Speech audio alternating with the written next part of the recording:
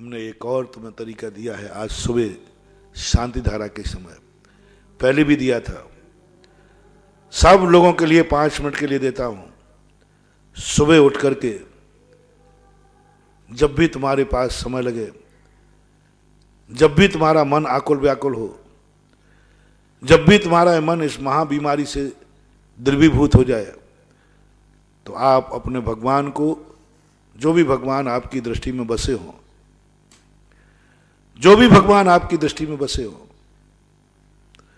उन भगवान को स्मरण करना, उन भगवान को याद करना और उनकी मूर्ति को याद करना और उनके मुख से एक ओम शब्द निकलवाना और उस ओम शब्द को गाइडलाइन देना, जो मैं शांति धारा के पहले करता हूं।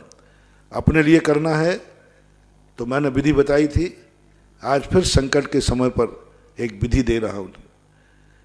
उसको ओम को, भगवान को याद करिए, आंख बंद करके पलौथी मान के बैठिए और आप खुद उच्चारण कीजिए और पहली बार ओम बोलने पर वो भगवान के मुख से ओम निकल रहा है।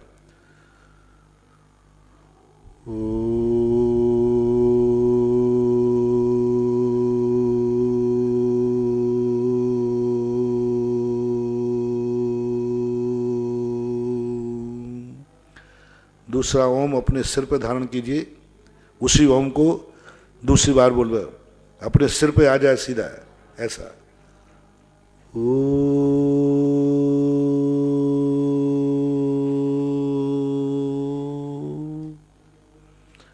तीसरी बार इस ओम को सीधा उतारिए और नीचे एक पलोथी में, नीचे का चूल्हा मध्य नाभि पर, ऊपर का चूल्हा मस्तक पर, पीछे की पूंछ रीढ़ की हड्डी पर, चंद्र बिंदु गर्दन और रीढ़ की हड्डी के प्रथम पोर पर। इस प्रकार से तीसरा ओम, वही ओम जो सिर पे आया है, उसको नीचे उतारो अपने शरीर में।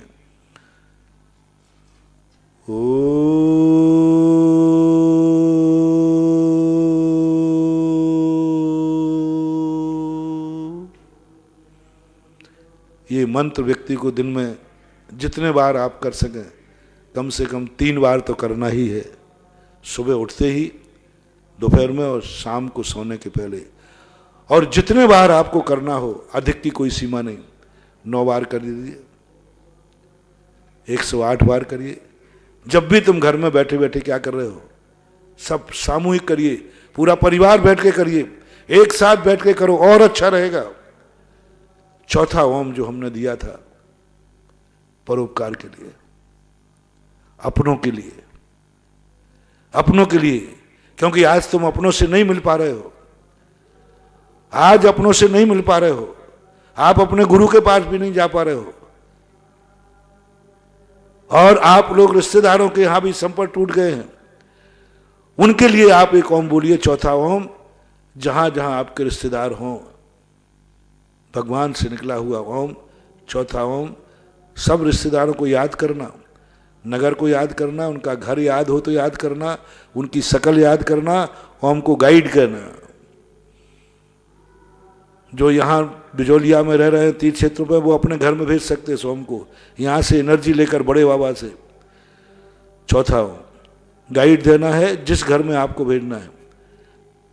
आपका मरीज यदि आपके अस्पताल में पड़ा है, आप नहीं जा पा रहे हैं, उस मरीज को भी आप भेज सकते हैं। थोड़ा आवाज़ तेज करना है, क्योंकि इसका सबसे बड़ा इसकी टोन का असर पड़ता है, टोन का ही अपने आप महत्व होता है।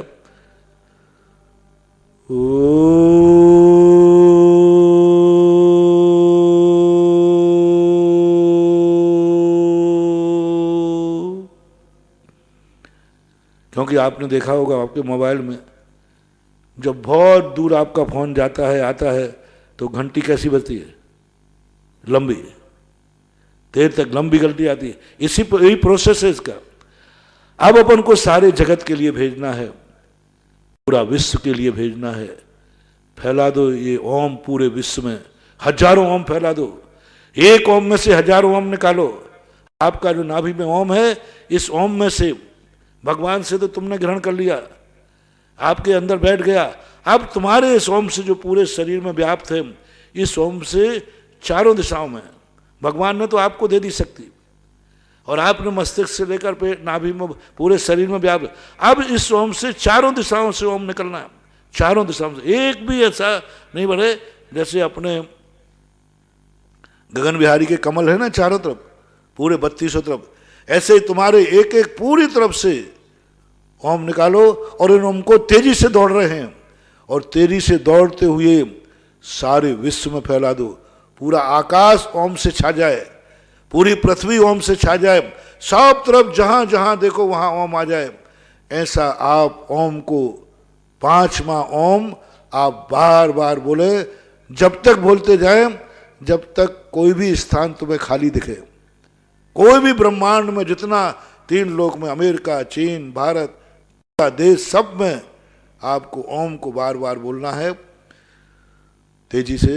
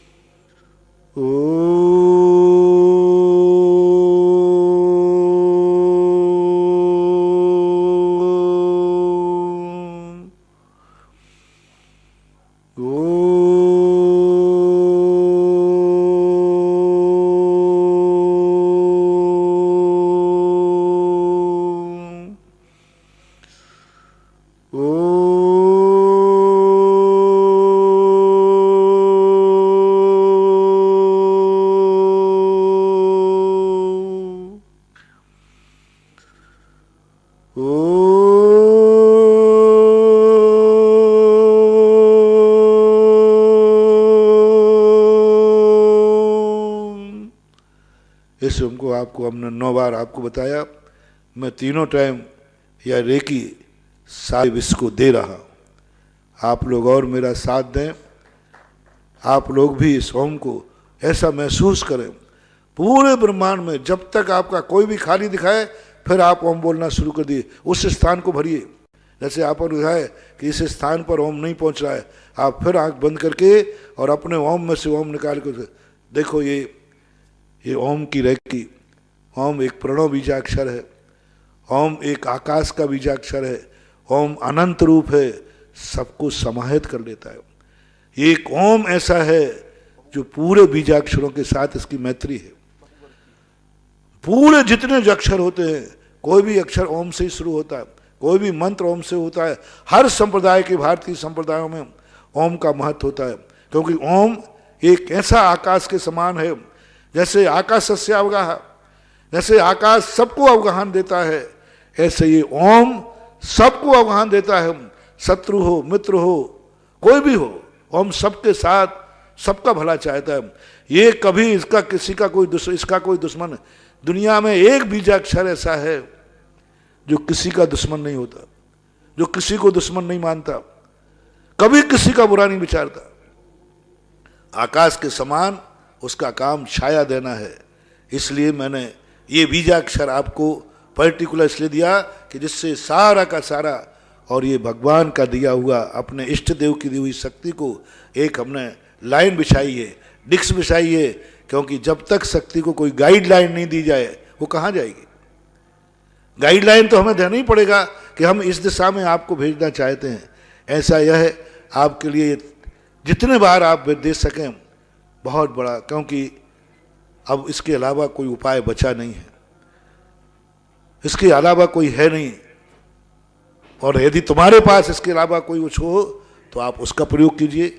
मैं तो उस समय के लिए दे रहा हूं जब आप सब थक चुके हों, आपके सारे उपाय खत्म हो गए हों, आप किम कर्तव्य मूड हो रहे हो, तब मेरी शक्ति काम करना। जब तक आपके पास कोई शक्ति हो बचाव की, जब तक आपके पास हो, उस समय कर हमारे लिए कोई ज़रूरत नहीं, हमारी शक्ति की ज़रूरत नहीं, हमारी ज़रूरत नहीं, भगवान की ज़रूरत नहीं। पहले आप अपना पुरुषार्थ कीजिए, अपना ट्रीटमेंट कीजिए, अपना बचाव कीजिए, जो तुम्हारे पास हो। हमारी शक्ति तो उस समय उपयोग करो जब तुम सब किम कर्तव्य। आज मैंने इसलिए दिया क्योंकि सारा विश्व किम कर्तव्य मूड हो गया।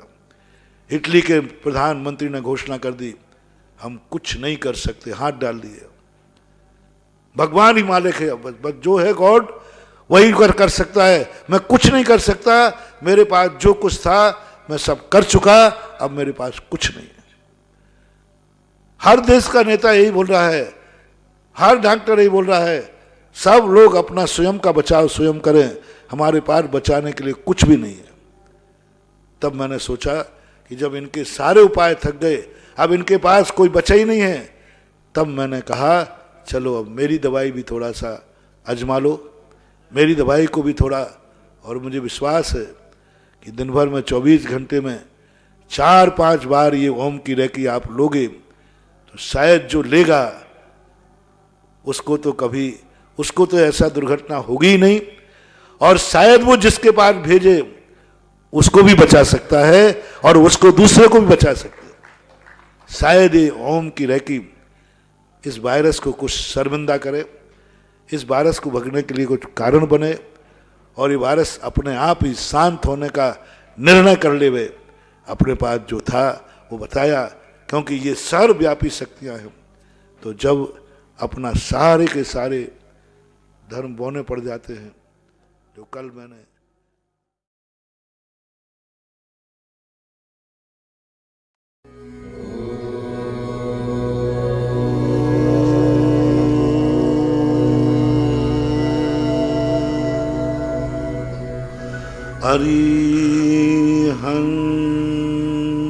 अरिहन्ताणं नमो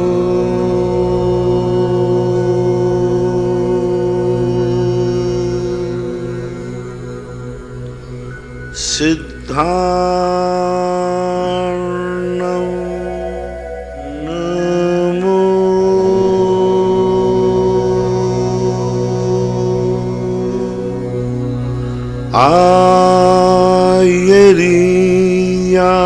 आयरियार्णं नमो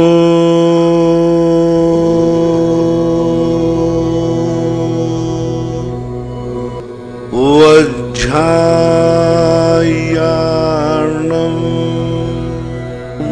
नमो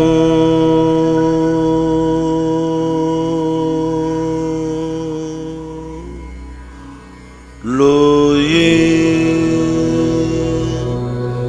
सव साहूर्णं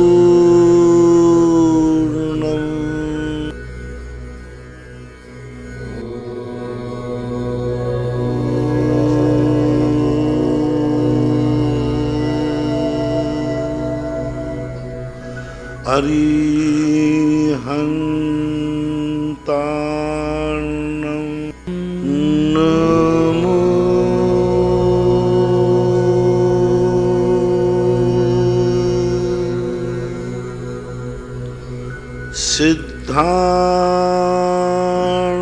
सिद्धार्णं नमो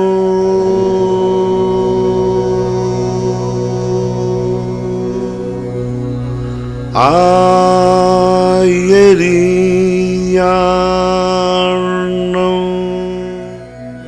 नमो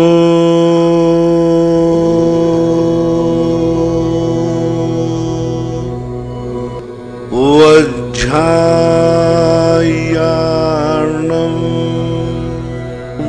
नमो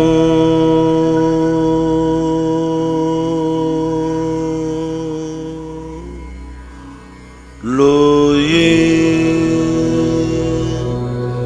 सव साहूर्णं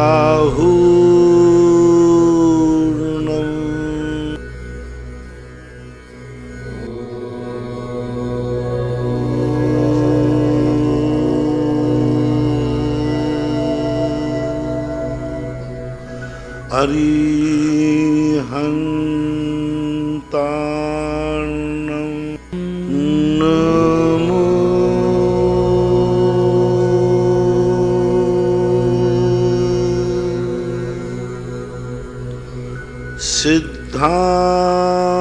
सिद्धार्णं नमो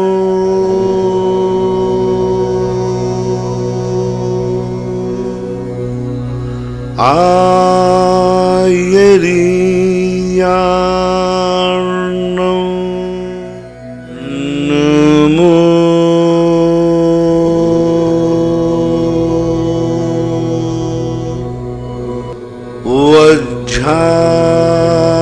वज्झायार्णं नमो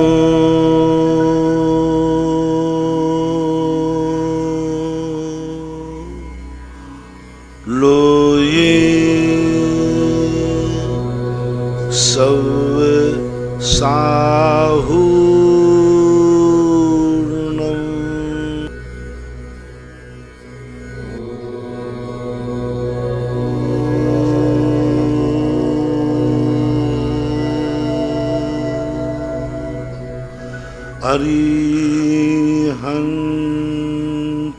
अरिहन्तार्णं नमो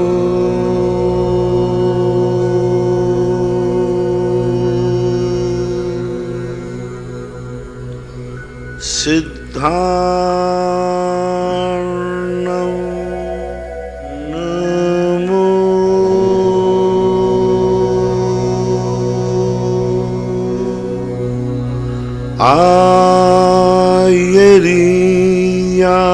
आयर्यार्णं नमो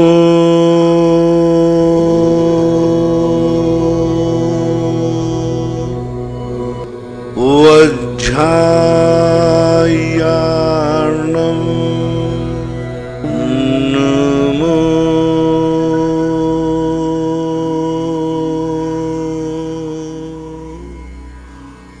लोये सव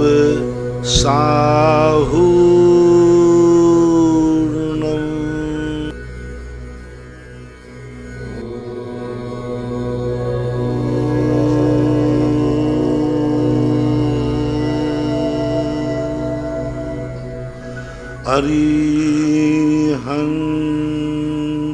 अरिहन्तार्णं नमो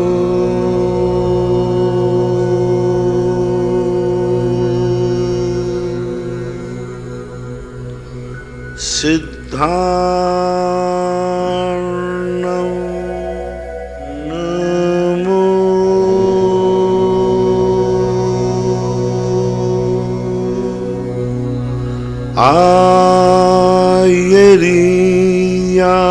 आयर्यार्णं नमो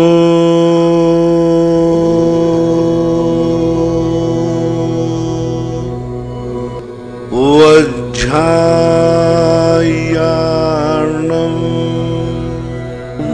नमो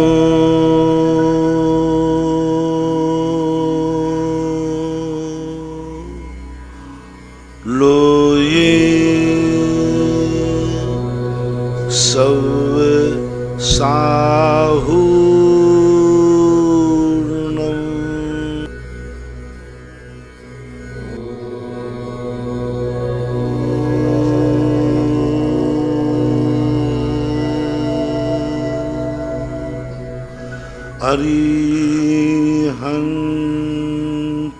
अरिहन्तार्णं नमो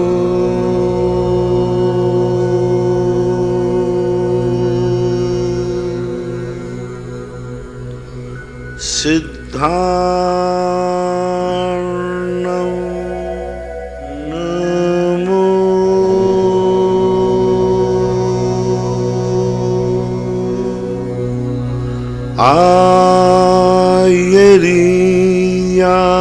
आयर्यार्णं नमो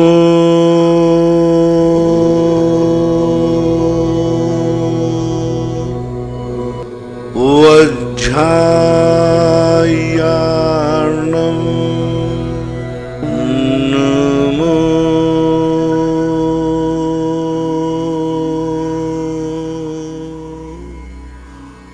लोये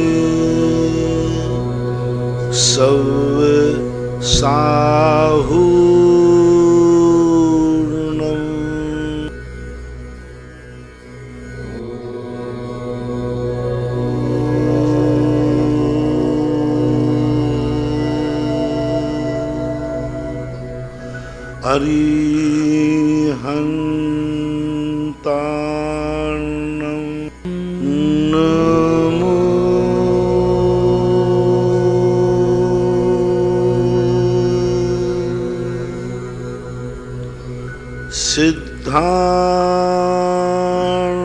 सिद्धार्णं नमो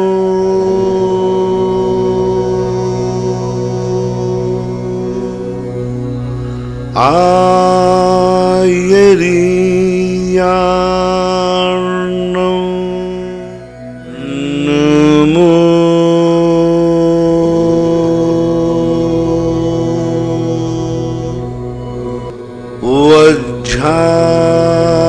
वज्झायाणं नमो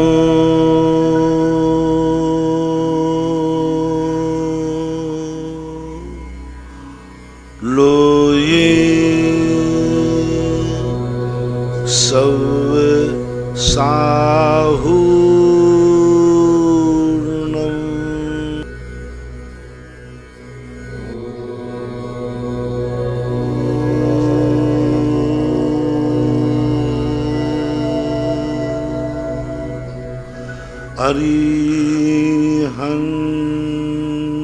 अरिहन्ताणं नमो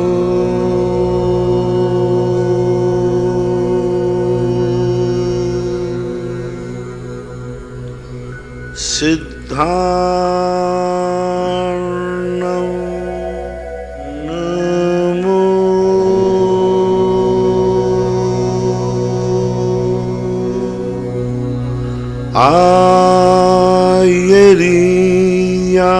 आयर्याणं नमो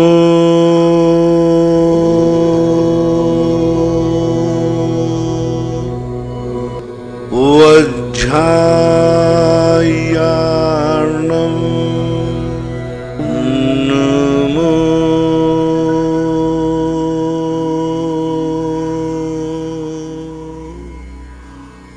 लोये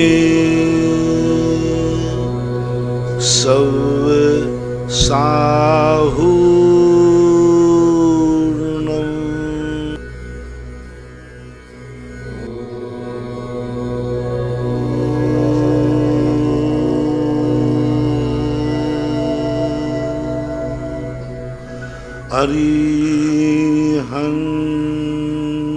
अरिहन्ताणं नमो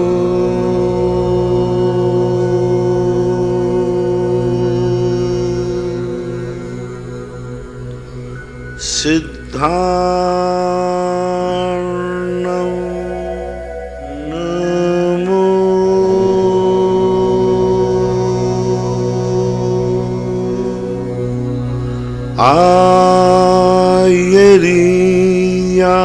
आयर्याणं नमो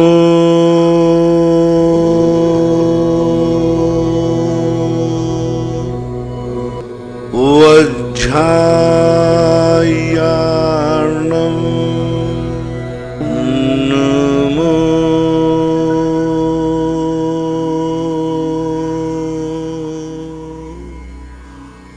लोये सव साहूर्णं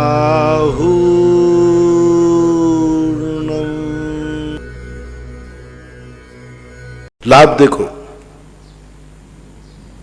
उनको अशोक वृक्ष के नीचे मिला। उच्चैर शोक तरु संसत मून मयूख माभाति रूप ममलम भवतो नितांतम स्पष्टो लसत किरण तयोप नाम ऐसे कुछ आया ना, स्पष्टो लसत किरण मस्त तमुवितानुम बिम्बम रवे रेव तयोधर पार्श्वती बिम्बम रवे तयोधर पार्श्वती। हे भगवान, जैसे काला बादल हो और उसके सामने से सूर्य निकल रहा हो तो उसकी तेज बढ़ जाता है। अब देखो भगवान को अशोक वृक्ष किसको मिला? पुण्य किसने किया? तपस्या किसने की? अब अपन को फोकट मिलेंगे। जैसे अपने मन में कोई शोक था,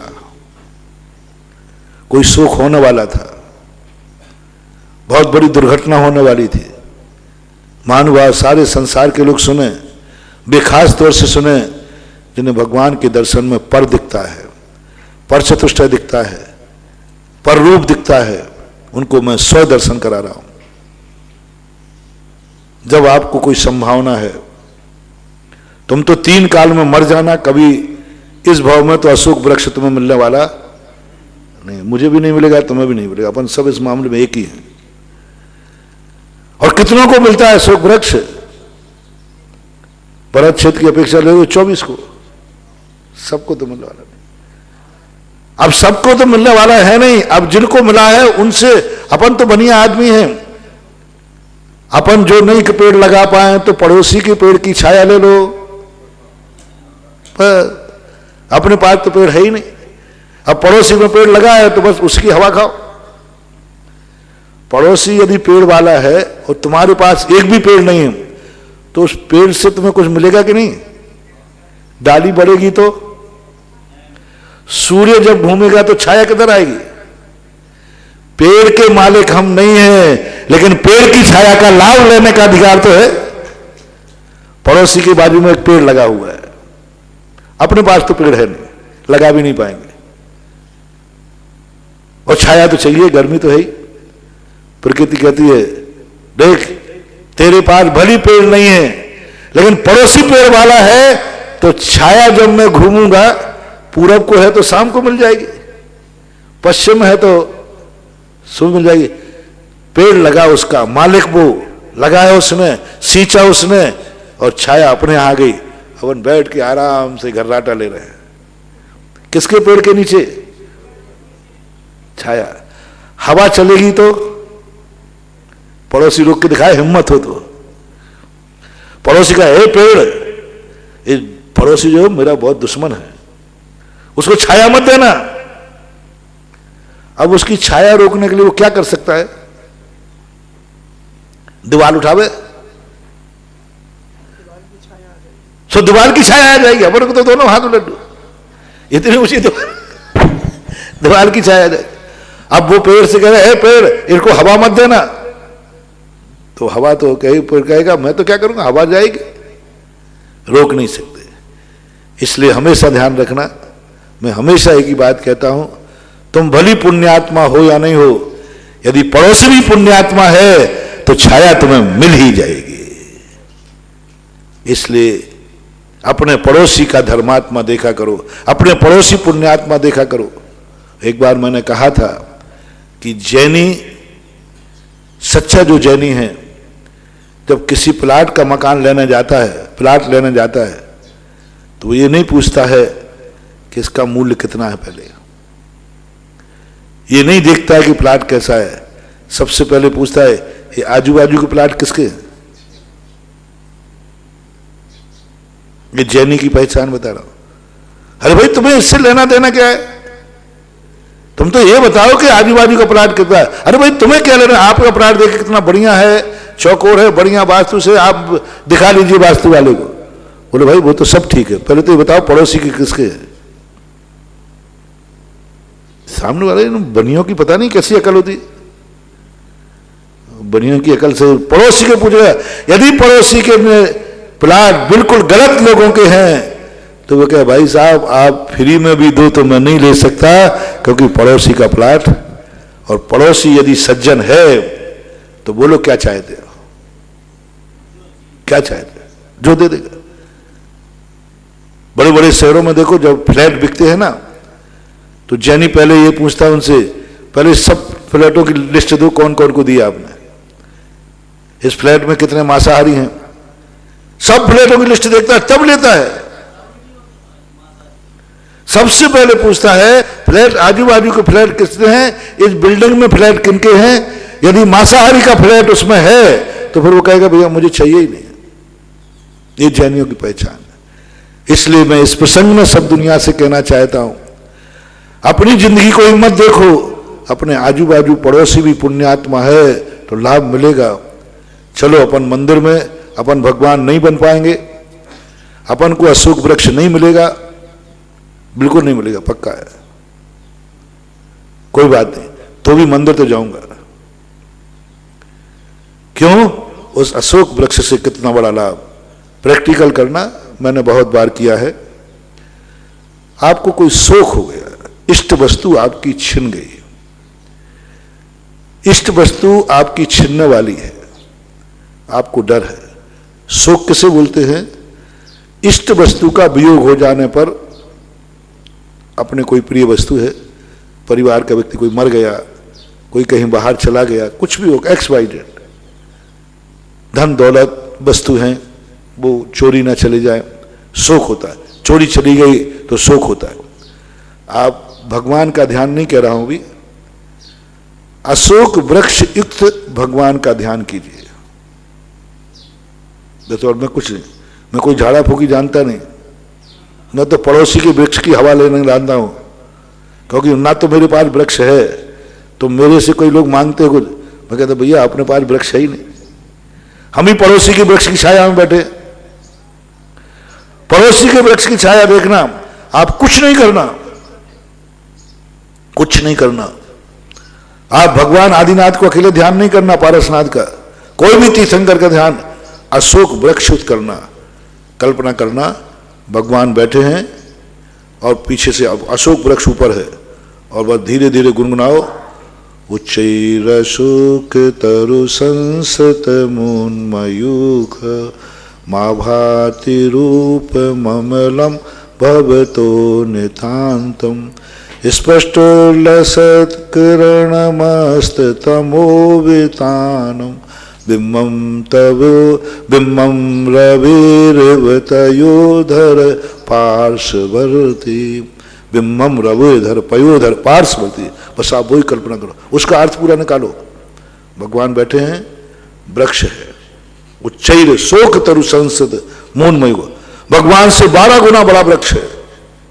भगवान जो भगवान जितनी काया वाले हैं उससे 12, उच्चैर शोक तरु संसद मोहनमयुग है। अब उसको महाभारती रूप मरुलम, उसके अंदर भगवान बैठे हैं, तेजस्वी, बहुत तेज है जिनका, बहुत तेज है, और वो तेज चारों तरफ से फूट रहा है, जैसे सुबह का सूर्य उगता है, तपी हुई सोने के समान। भगवान को देखो, और वृक्ष को बिल्कुल ग्रीन देखो, डार्क, क्योंकि पयोधर पार्श्ववर्ती, बिम्बे रवे रो पयोधर, बिम्बम रवे रो पयोधर पार्श्ववर्ती। डार्क करना, कंट्रास्ट बनाना है। तो वृक्ष को एकदम डार्क देखना और भगवान को एकदम स्वर्णमयी, एकदम तेजस्वी देखना, देख करके और बस उसका ध्यान करना शुरू कर दो।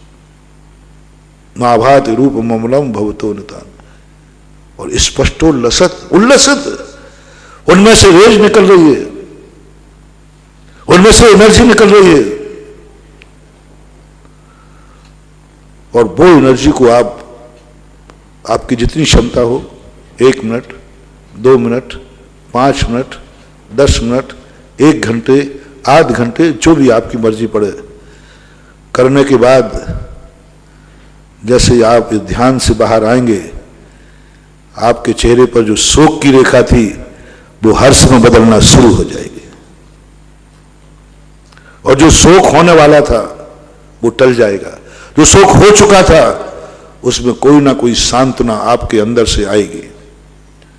जो मर गया वो तो जिंदा होगा नहीं, लेकिन उसकी पूर्ति का उपाय, जो तुम्हें शोक हो रहा था अब ये मर गया, इसकी पूर्ति कौन करेगा? कोई ना कोई रास्ता मिलेगा आपको, कोई ना कोई सांत्वना मिलेगी आपको, कोई ना कोई आपको मिलेगा, कोई ऐसा भाव बनने का, कोई बात नहीं, उसके उस वस्तु के बिना भी मेरी, आप करें थोड़ा अकेले। ये ऐसे ही नहीं दिए गए अष्टप्रातिहारे, भगवान के ही काम के नहीं, उनके तो कोई काम के है ही नहीं। अशोक वृक्ष उनके क्या काम का है?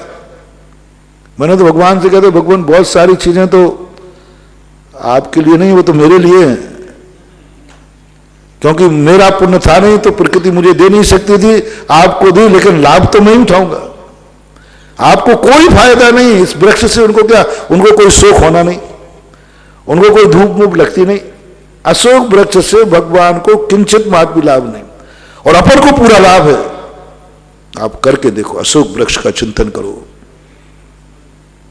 कभी भी शोक आ जाए मत यहां के झाड़ा फूकी में पड़ो, मत रोना धोना करो, मत रोना धोना करो, मत अपना समय खराब करो, असाता वेदनी कर्म का बंद और करो।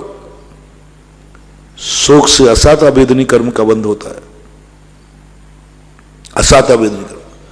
तो और दुख है, दुख का पहाड़ और टूटेगा। जब जब तुम्हें शोक आवे तब तब तुम तीर्थंकर को अशोक वृक्ष प्रातिहारी का ध्यान करो, अशोक वृक्ष का ध्यान करो। अकेले अशोक वृक्ष का नहीं, अशोक वृक्ष नीचे भगवान बैठे, अकेले भगवान का नहीं, अशोक वृक्ष सहित करो।